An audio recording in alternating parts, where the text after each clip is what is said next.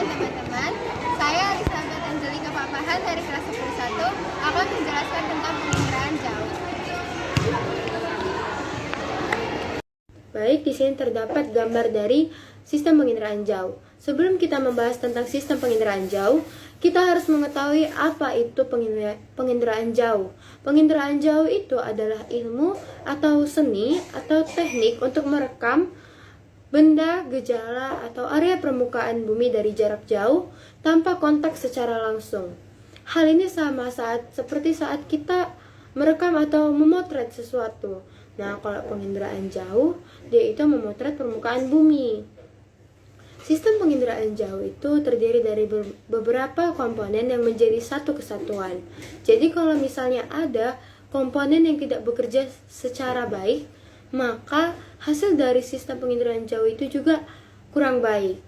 Adapun beberapa komponen dari sistem penginderaan jauh, yaitu yang pertama ada sumber tenaga.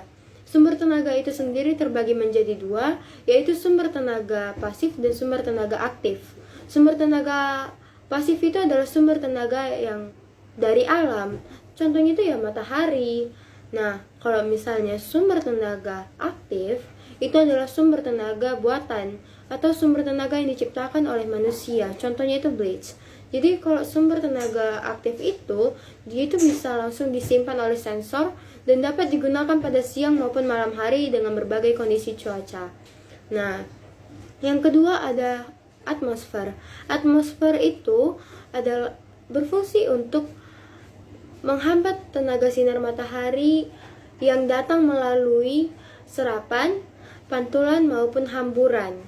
Nah, atmosfer akan meneruskan tenaga atau cahaya dari sinar matahari ke objek-objek yang ada di permukaan bumi.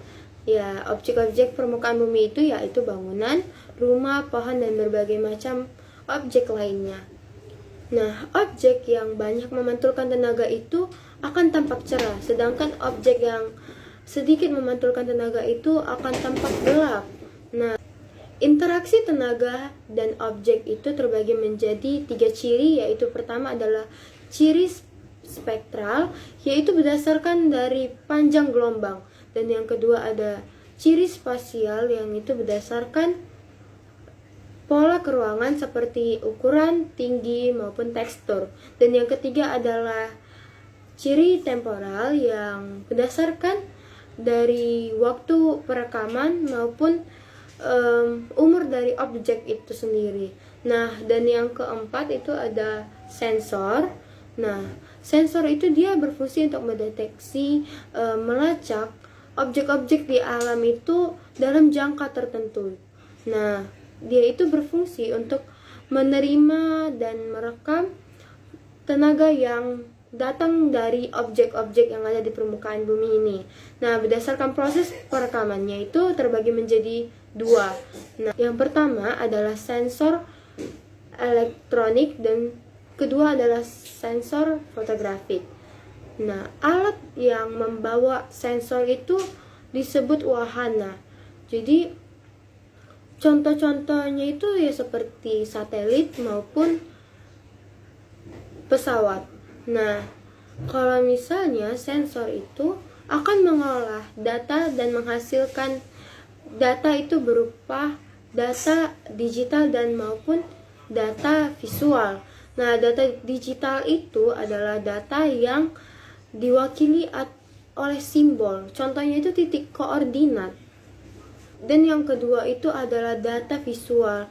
Nah, data visual itu dapat berupa foto atau bisa kita lihat secara langsung data-data tersebut.